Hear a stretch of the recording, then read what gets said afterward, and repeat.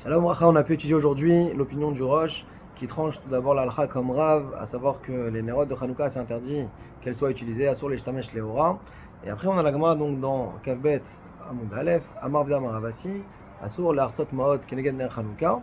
Qu'est-ce que cet enseignement-là vient nous apporter de plus que ce que Rav nous a dit, que c'est interdit d'être l'Ishtamesh Leora?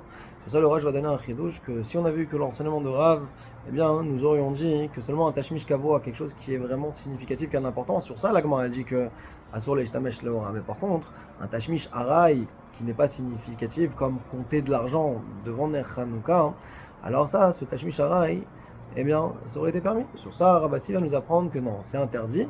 Et c'est un tashmish arai shel gnai, qui est méprisant.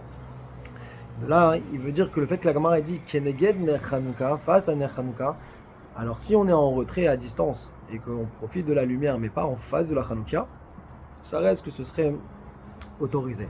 Dans la halakha, le tour rapporte que même un tashmish de gdusha, pas seulement celle shel gnai, qui serait interdit Tashmish Arai Shel Gnai, mais même Tashmish Shel Gdusha, comme étudie la Torah, eh bien, c'est interdit Keneged Ner Hanouka, parce que les gens peuvent dire que les Tzorko ou Madli, qu'il a allumé cette Hanouka là, pas pour la mitzvah, mais pour s'éclairer.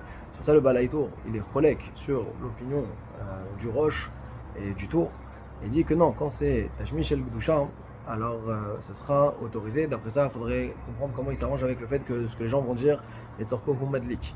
Dans le Bet Yosef, on a vu la halakha que il est possible le roche que un tashmish arai qui n'est pas chez le gnai, qui n'est pas en tant que mépris, eh bien, ce serait autorisé. Et ce qu'on appelle pas en tant que mépris, c'est-à-dire qu'on ne se trouve pas devant la Hanoukia. C'est le fait d'être présent devant la Hanoukia, d'utiliser face à elle, qui s'appelle être un mépris.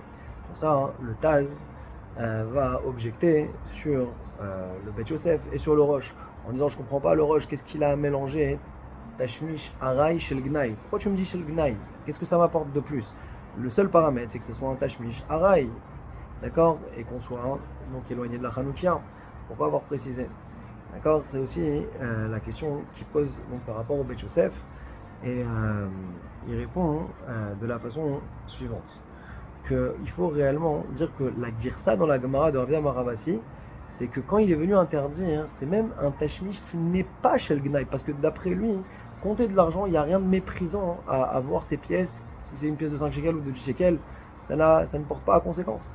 Et donc ici, il n'y a pas une notion même de bisou mitzvah. Donc d'après son chidouche à lui du Taz, c'est que même quand c'est pas bisou mitzvah, comme compter de l'argent, malgré tout, c'est interdit de le faire devant Ner Hanouka, comme si la bougie de Hanouka était ultra sensible et que même s'il n'y a pas de bisou mitzvah, faire une action profane devant elle, eh bien c'est déjà considéré comme une chose qui est bisou mitzvah. Ça c'est l'opinion du Taz, et donc pour lui, tout tashmish, même Arai, qui n'est pas chez le Gnai, serait interdit devant Ner Hanouka Chazak Baruch.